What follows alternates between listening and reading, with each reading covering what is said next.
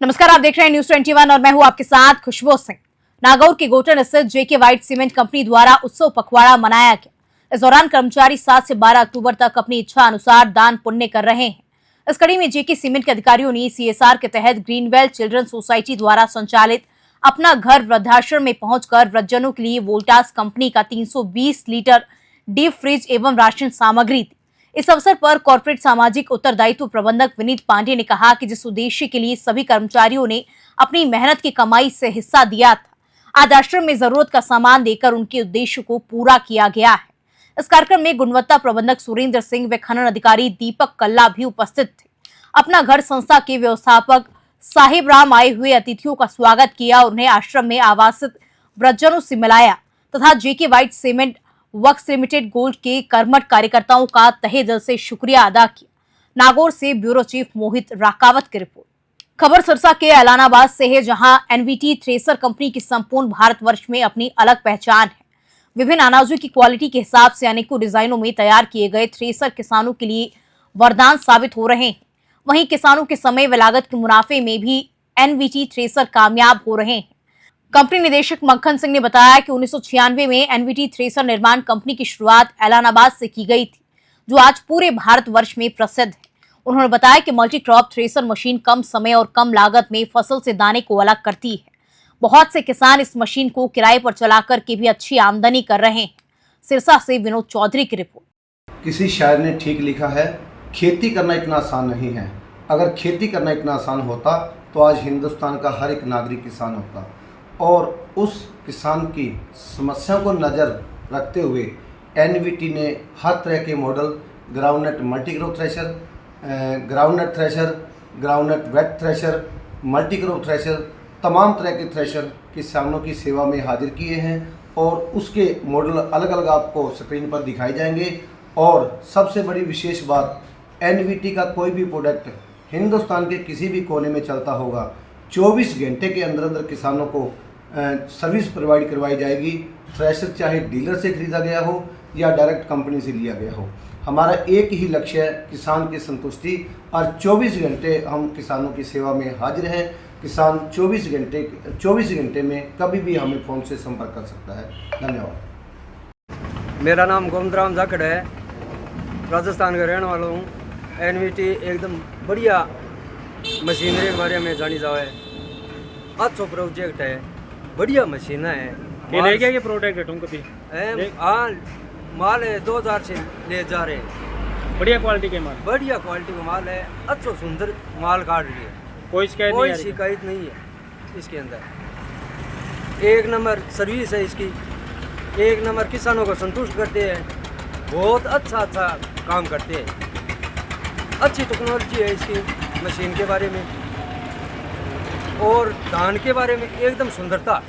हम संतुष्ट है इस एनवीटी के बारे में। और कोई समस्या आ जाती है तो कोई समस्या आ जाती है 24 घंटा में हमारे पास इसके डीलर के आदमी जाते हैं। कभी आई है कोई समस्या डीलर ने ठीक की? कोई हाँ, छोटी मोटी समस्या तो आ जाती है मशीन के बारे में, तो 24 घंटा हमारे में सर्विस दे कभी सर्विस 24 घंटे? 24 घंटा के वहाँ गाड़ी तुरंत ही पहुँच सी। एनवीटी से एकदम संतुष्ट? एकदम संतुष्ट, हाँ, कोई कमी नहीं है इसके। कब से इससे जुड़े हो एनवीटी? 2000 सन 2000। 24 साल हो गए, 24-25 साल से यहाँ जुड़े हुए हो। हाँ, एकदम खुश हो एनवीटी से? एकदम कोई इसके अंदर प्रॉब्लम नहीं है, कोई शिकायत नहीं है? कोई शिकायत ही कोई नहीं। अच्छी मशीना बनावा है। चित्तौड़गढ़ में दीपावली के पर्व के नजदीक आने के साथ ही अब जिला प्रशासन बाजारों में हो रहे अतिक्रमण को हटाने में जुट गया है। इसको लेकर व्यापार महासंघ की ओर से लगातार जिला एवं पुलिस प्रशासन पर दबाव बनाया जा रहा था। इसी के अंतर्गत शुक्रवार को नगर परिषद और पुलिस प्रशासन की ओर से नगर में दुकानों के बाहर और सड़कों के आसपास हो रहे अतिक्रमण को हटाने के लिए अपील की गई और भविष्य में इस तरह का अतिक्रमण ना हो, इसके लिए चेतावनी भी दी गई है।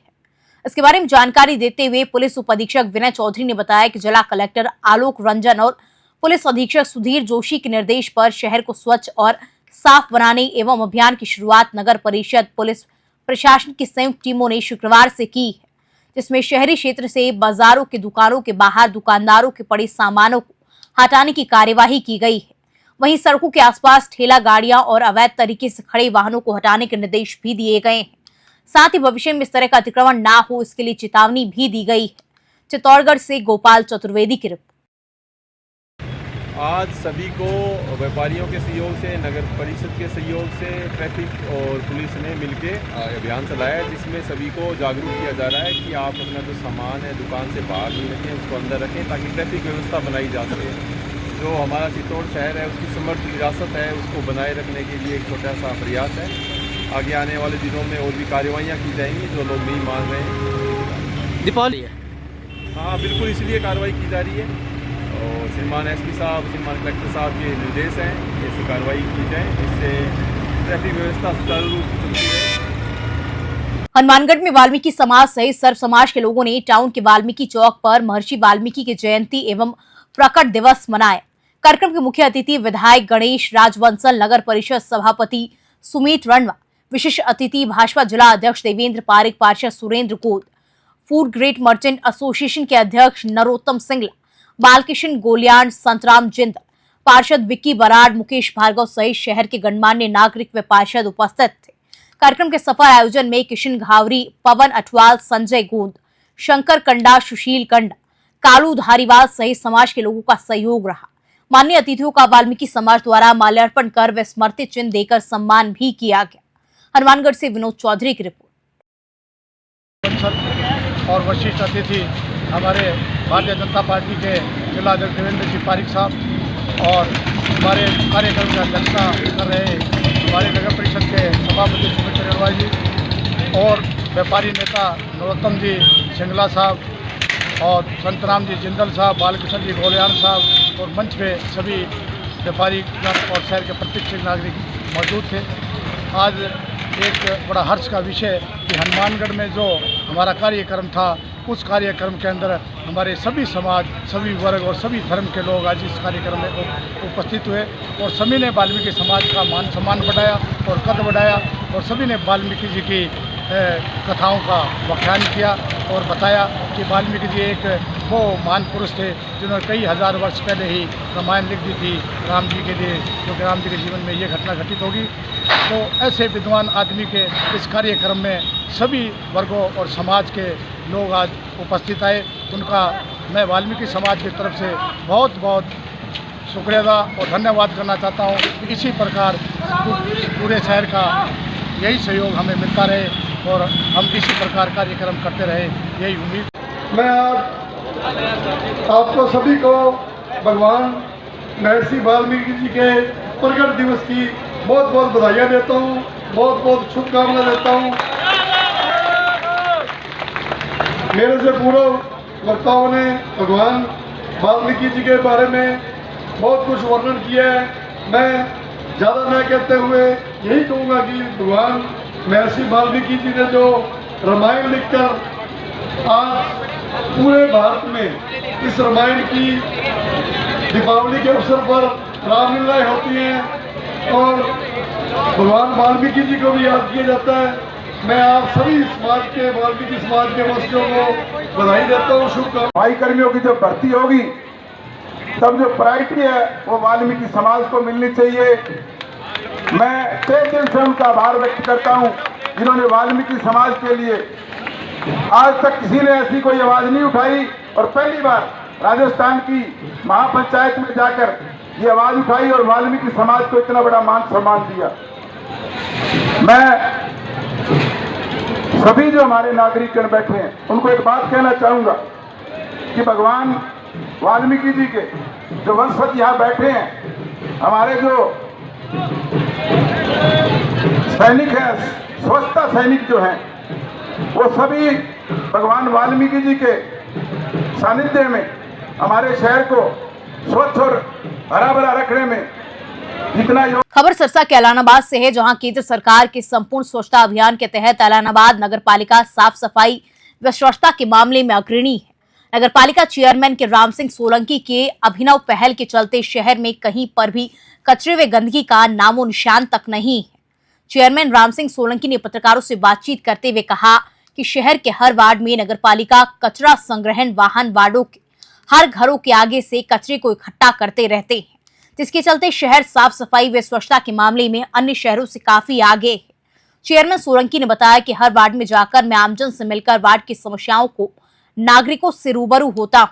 स्थानीय नगर पालिका के निर्देशानुसार आज भी विशेष अभियान चलाकर सफाई का कार्य करवाया गया, जिसमें नगर पालिका द्वारा पहले से चिन्हित स्थान शामिल किए। सिरसा से विनोद चौधरी की रिपोर्ट। सर, संपूर्ण स्वच्छता अभियान को लेकर एलनाबाद नगर पालिका द्वारा क्या नवाचार किए जा रहे हैं? देखिए, नवाचार नहीं है, हमारा तो दिल्ली का चार है। दिल्ली हमारी यानी कि सफाई का काम दिल्ली चलता है। स्पेशली जिस प्रकार से डोर टू डोर है, डोर टू डोर हमारा दिल्ली यानी घरों से कूड़ा उठाने का काम दिल्ली चलता है और दिल्ली सफाई का काम अभियान है। नाइट स्वीपिंग का काम भी हमारा चल रहा है। तो लगभग हमारा शहर बिल्कुल साफ़ सुथरा रखने की कोशिश करते हैं। और दिवाली को देखते हुए तो हम यानी कि स्पेशल अभियान ये चलाएंगे, क्योंकि दिवाली से पहले और दिवाली के बाद तक किसी भी प्रकार की कोई भी कहीं कचरा नहीं आए, कहीं कूड़ा नहीं आए, हर समय बिल्कुल साफ़ सुथरा रहे। सर, शहर में कितने व्हीकल हैं जो कचरा उठाने का काम कर रहे हैं, या कोई सेफ्टी टैंक? डोर में कम से कम हमारे यानी कि 10 से 11 व्हीकल्स हैं जो चले हुए हैं, डोर कचरा उठाते हैं। 4 ट्रैक्टर हैं, ट्राली हैं जो यानी कि कचरा उठाने का काम करते हैं। सर, हरित पर्यावरण को लेकर, हरे भरा बनाने के लिए हरित हरियाणा को लेकर क्या कदम उठाए गए हैं? कुछ पेड़ पौधों को लगाने के लिए? पेड़ पौधे लगाने के लिए हमारी जो संस्थाएं हैं, लोकल संस्थाएं हैं, उनके साथ मिलकर हमारी नगर पालिका जो भी यानी किसी प्रोग्राम में जाके जगह जगह पेड़ लगाने की करते हैं कोशिश। उनके साथ में हम मिलकर सहयोग करते हैं ताकि एलनाबाद को हरा भरा बनाया जा सके। सर, आगामी क्या प्रयास करेंगे नगर पालिका के द्वारा कि लोगों को कुछ अन्य भी ऐसे कार्यक्रम या ऐसे कुछ? देखिए, आगे का जो हमें डेवलपमेंट के काम बताना चाह रहे हैं, तो उसके अंदर हमें यानी कि हमारे जो जितने भी एलनाबाद शहर में जितने चौक हैं, उन चौकों का सौंदर्यकरण करने के लिए है, लाइटिंग का सौंदर्यकरण करने के लिए जिस प्रकार तिरंगा लाइटें लगाई गई हैं, ये सारे शहर में लगने के लिए हैं। और जो हमारे जितने भी पार्क्स हैं, इन पार्कों में जैसे व्यायामशाला बनाने का है, एक शेड लगाने का है, ताकि लोग वहाँ पे योगा करते हैं, वो सबको यानी कि एक शेड मिल सके जिसके तहत यानी कि मौसम का उन पर प्रभाव न पड़े और वो अपना दिनचर्या है जो डेली कर सकें। सर, ये कहाँ से आपको प्रेरणा मिली कि शहर को इतना साफ़ सुंदर स्वच्छ बनाया जाए? एलनाबाद में हर जच्चे बच्चे की जुबान पे है कि शहर काफ़ी साफ़ और स्वच्छ है।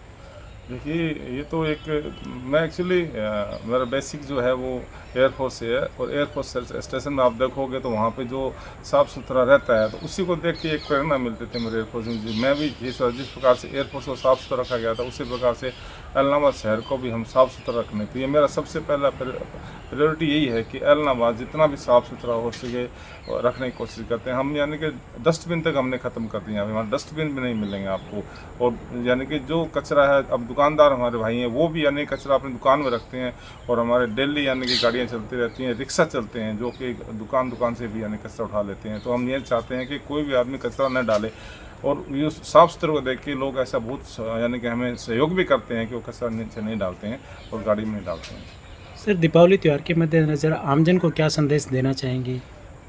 मैं एलनाबाद के सभी वासियों को दिवाली की हार्दिक शुभकामनाएं देता हूं, और भगवान से कामना करता हूं कि ये त्यौहार आपके और आपके परिवार के लिए सुख समृद्धि लेके आए। हनुमानगढ़ जिला कलेक्टर कानाराम संवेदनशीलता और पारदर्शिता से ग्राम पंचायत स्तर पर नियमित जन सुनवाई कर रहे हैं।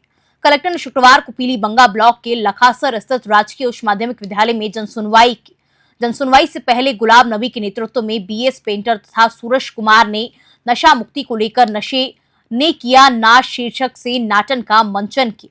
नाटक के माध्यम से नशे को छोड़ने की अपील की। जिला कलेक्टर ने कहा कि एक युवा परिवार के लिए कितना महत्वपूर्ण होता है, हमें प्रत्येक जान की कीमत को जानना होगा। जिला कलेक्टर ने कहा कि युवा पीढ़ी से विशेष आग्रह है कि कुछ भी करना पर नशा नहीं करना। नशे से पीढ़ियां बर्बाद हो रही हैं, परिवार खत्म हो रहे हैं। हनुमानगढ़ से विनोद चौधरी की रिपोर्ट। नीमका थाना में वर्चस्व को लेकर 2 गुटों में फायरिंग हुई, जिसमें एक युवक के पैर में गोली लगी है। गोली लगने से घायल सतीश लोचिप को जयपुर रेफर किया गया है। मारपीट में दोनों पक्षों के 2 युवक घायल हैं। नीमका थाना जिले में फायरिंग की तीसरी घटना है। पुलिस की कार्यशैली को लेकर ग्रामीणों में आक्रोश है। कोतवाली पुलिस पूरे मामले की जांच कर रही है। नीमका थाना से रविकांत अग्रवाल की रिपोर्ट। खबर हनुमानगढ़ के टिब्बी से है, जहां टिब्बी तहसील के नाईवाला ग्राम पंचायत में नवनिर्मित उप स्वास्थ्य केंद्र का करीब 1 साल लोगों को लाभ नहीं मिल रहा है। भवन का ताला लटका हुआ है और उप स्वास्थ्य केंद्र गांव की एक धर्मशाला में संचालित हो रहा है। ग्रामीणों ने नवनिर्मित उस स्वास्थ्य भवन को शुरू करने की मांग की ताकि लोगों को बेहतर चिकित्सा सुविधाएं मिल सके। सरपंच जुल्फिकार अली ने बताया कि 22 जनवरी 2024 को क्षेत्रीय विधायक अभिमन्यु पूनिया ने नवनिर्मित उप स्वास्थ्य केंद्र का लोकार्पण किया था। बार बार अवगत करवाने के बाद भी विभाग भवन को शुरू नहीं कर रहा है। इस संबंध में BCMO डॉक्टर मुकेश छिपा ने बताया कि नियमानुसार भवन विभाग को हैंडओवर नहीं हुआ है। संबंधित ठेकेदार सभी सुविधाएं उपलब्ध करवा देंगे तो हैंडओवर की कार्यवाही की जाएगी। हनुमानगढ़ से विनोद चौधरी की रिपोर्ट। ग्राम पंचायत नाईवाला में 41 लाख रुपए की लागत से उप स्वास्थ्य केंद्र का निर्माण हो चुका है, जिसका उद्घाटन MLA साहब द्वारा 22 जनवरी 2024 को कर दिया गया है। लेकिन इसके बाद भी इस विभाग द्वारा इस उप स्वास्थ्य केंद्र का शुरू नहीं किया जा रहा है। उप स्वास्थ्य केंद्र गांव में धर्मशाला में चल रहा है, जहां पर कोई व्यवस्था नहीं है। आने जाने वाले लोग परेशान होते हैं, ना वहां पे लाइट की व्यवस्था है, ना पानी की व्यवस्था है। यहाँ पर सभी व्यवस्थाएं पूर्ण कर दी गई हैं, लेकिन फिर भी विभाग द्वारा इस उप स्वास्थ्य केंद्र को शुरू नहीं किया जा रहा है। हम प्रशासन से यही मांग करते हैं, सरकार से मांग करते हैं कि इसको जल्द से जल्द शुरू करवाया जाए और ग्रामवासियों को इसकी सुविधा का लाभ दिया जाए। तो जो चिकित्सा विभाग के अधिकारी हैं उनसे आप मिले थे, तो उनका क्या कहना है? हम बार बार चिकित्सा विभाग के अधिकारियों से मिलते हैं तो उनको लेटर देते हैं, वो कहते हैं शुरू करवा देंगे। बार बार हमें आश्वासन दिया जाता है। मैं इसके बारे में कलेक्टर साहब को भी मैंने लेटर दिया था कि हमारा उप स्वास्थ्य केंद्र शुरू करवाया जाए, लेकिन उस पर भी अभी तक कोई गौर नहीं हुई। CMHO साहब से कोई बातचीत, कोई लिखित में दिया आपने? CMHO साहब से MLA साहब ने बात की थी, मेरी कोई बात नहीं हुई। फिर क्या कहा उसमें? उसमें उन्होंने यही कहा था कि जल्दी शुरू करवा देंगे इसको। मैं बार बार पत्र व्यवहार के द्वारा उनसे बोल रहा हूँ, लेकिन इस पर कोई गौर नहीं हो रही है। तो क्या परेशानी आ रही है इसकी वजह से गांव में? परेशानी गांव में है साहब, इसमें यहाँ जो जितने कमरे बने हुए हैं, रूम बने हुए हैं, उनमें महिला जब कोई जांच करवाने के लिए आती हैं तो उनके लिए अलग से सारी व्यवस्था की गई है। और जहाँ धर्मशाला में हमने इसको ग्राम पंचायत ने चालू करवा रखा है, वहाँ पर आंगनबाड़ी भी चल रही है। एक ही कमरा है, उस कमरे में न तो कोई जेंट्स जा सकता है, न लेडीज जा सकती है। अलग अलग बैठने की व्यवस्था नहीं है उसमें। तो इसमें क्या वजह है इसका ये शुरू नहीं हो रहा है? इसमें कोई ये राजनीतिक कारण ही हो सकता है साहब। उप स्वास्थ्य केंद्र नाईवाला का जो भवन का निर्माण हुआ है उसके हैंडओवर के संबंध में मुझे सूचना मिली थी, तो मैंने चिकित्सा अधिकारी प्रभारी सूर्यवाड़ा को वहाँ की वास्तविक स्थिति देखने के लिए भेजा था। तो उन्होंने जो रिपोर्ट प्रस्तुत की है वो इस प्रकार से है कि जो नया भवन बना था उसमें कुछ कमियां मिली थी, उस कारण से उसका हैंडओवर नहीं हो पा रहा है। जैसे कि भवन के कुछ शीशे टूटे हुए हैं अभी भी, और इसके अलावा भवन में जो पानी की स्टोरेज के जो टैंक बनना होता है वो नहीं बना हुआ, और उपकेंद्र के क्वार्टर है उसमें पानी के नल नहीं लगे हुए, और लेबर रूम का गेट भी नहीं लगा हुआ। इसके अलावा छत पे जाने के लिए कोई सीढ़ियाँ वगैरह नहीं लगी हुई है, और लाइट का कनेक्शन है लेकिन लाइट अंदर इलेक्ट्रिसिटी नहीं आ रही है बोर्ड वगैरह में। तो इन सभी कमियों को देखते हुए उनका उप स्वास्थ्य केंद्र जो नाईवाड़ा है उसके भवन का हैंडओवर लेना संभव नहीं है। तो जैसे ठेकेदार ये सारी चीज़ें अगर दुरुस्त करवा देंगे, उसके बाद में उप स्वास्थ्य केंद्र को हैंडओवर लेके विधिवत रूप से उसका संचालन करवा दिया जाएगा। श्रीमाधोपुर कस्बे के निकटवर्ती मऊ में देर शाम को एक कार ने बाइक सवार को टक्कर मार दी थी, जिससे एक हादसा हो गया। लोगों की जानकारी पर 108 एम्बुलेंस मौके पर पहुंची और घायल को राजकीय सामुदायिक स्वास्थ्य केंद्र पहुंचाया, जहां पर डॉक्टरों ने प्राथमिक उपचार कर युवक को जयपुर रेफर कर दिया। प्राप्त जानकारी के अनुसार देर शाम मऊ रिको एरिया में एक तेज रफ्तार से जा रही श्रीमाधोपुर की ओर जा रहे बाइक सवार नाथूराम को टक्कर मार दी, जिससे बाइक सवार गंभीर रूप से घायल हो गया। मिली जानकारी के अनुसार गंभीर घायल युवक जयपुर में railway police Jaipur railway station पर कार्यरत है और शाम को अपने गांव नागल नाथूसर जा रहा था।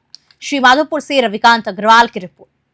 श्रीमाधोपुर के नजदीकी ग्राम ढालियावास की जानकीपुरा गांव में खंडेला विधायक सुभाष मील ने गांव के राजकीय उच्च माध्यमिक विद्यालय में 16 लाख की लागत से बनने वाले विज्ञान प्रयोगशाला कक्ष का शिलान्यास किया। इस दौरान गांव के भामाशाह जगन्नाथ बिजारणिया तथा उनके सुपुत्र हरलाल बिजारणिया सरपंच प्रत्याशी ढालियावास द्वारा विधायक परिसर बनवाया गया सीसी ब्लॉक परिक्षेत्र निर्माण का विधायक ने फीता काटकर शिलान्यास किया। इस अवसर पर हरलाल बिजारणिया ने विधायक का साफा पहनाकर सम्मान किया तथा सरपंच कैलाश जाट व ग्राम वासियों ने विधायक का माला पहनाकर स्वागत किया।